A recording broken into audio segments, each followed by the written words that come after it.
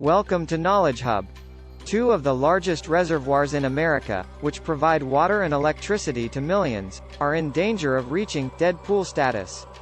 A result of the climate crisis and overconsumption of water, experts say. Lake Mead, in Nevada and Arizona, and Lake Powell, in Utah and Arizona, are currently at their lowest levels ever. Dead pool status would mean the water level in the dams was so low it could no longer flow downstream and power the hydroelectric power stations. The Lake Mead Reservoir, which is the largest artificial body of water in America, was created in the 1930s by the construction of the Hoover Dam, an engineering masterpiece. Lake Powell, the second largest, was created in the 1960s, with the construction of the Glen Canyon Dam. The conditions in the American West, which we're seeing around the Colorado River Basin, have been so dry for more than 20 years that we're no longer speaking of a drought, said Lee Mullen Bernhardt, an ecosystems expert at the United Nations Environment Program, UNEP. We refer to it as aridification, a new very dry normal. Lake Mead and Lake Powell, which is created by the Glen Canyon Dam, not only provide water and electricity to tens of millions in Nevada, Arizona, California, Wyoming, Colorado, New Mexico and Mexico, but they also provide irrigation water for agriculture. Experts warn that as the crisis deepens, water cuts will need to be introduced, but this may not be enough. While regulating and managing water supply and demand are essential in both the short and long term, climate change is at the heart of this issue, said Maria Morgado, UNEP's Ecosystems Officer in North America. In the long term, we need to address the root causes of climate change as well as water demands.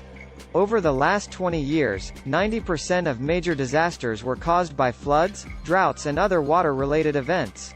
With more frequent droughts, people in water-scarce areas will increasingly depend on groundwater because of its buffer capacity and resilience to climate variability. Increases in water demand due to growing populations and irrigation for agriculture have been compounded by climate change impacts such as reductions in precipitation and temperature rises. A rise in temperature leads to increased evaporation of surface water and baking of the earth, decreasing soil moisture. These conditions are alarming, and particularly in the Lake Powell and Lake Mead region, it is the perfect storm. This is part of a wider trend affecting hundreds of millions of people across the planet. As climate change wreaks havoc on the Earth's interconnected natural systems, drought and desertification are swiftly becoming the new normal, everywhere from the United States to Europe and Africa. Drought in Numbers, a 2022 report from the UN Convention to Combat Desertification, found that since 1970 weather, climate and water hazards have accounted for 50% of all disasters and impact 55 million people globally every year. The report also found that 2.3 billion people face water stress annually. Drought is also one of several factors that impacts land degradation, with between 20 and 40% of the world's land being classed as degraded, affecting half the world's population and impacting croplands, drylands, wetlands, forests and grasslands. The UN Decade on Ecosystem Restoration, of which UNEP is one of the leading members, was set up to halt and restore ecosystems around the world. The decade runs until 2030, the same timeline as the Sustainable Development Goals, and aims to counteract climate change and halt biodiversity collapse through restoring ecosystems. Thanks for tuning in to this video. I hope you found it informative, helpful, or entertaining. If you enjoyed it, don't forget to give it a thumbs up and subscribe to the channel for more content like this.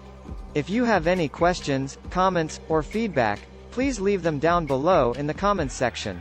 I love hearing from my viewers and I'll do my best to respond to everyone. Also, be sure to follow me on social media to stay up to date with all my latest content and behind-the-scenes peeks. Thanks again for watching and I'll see you in the next video.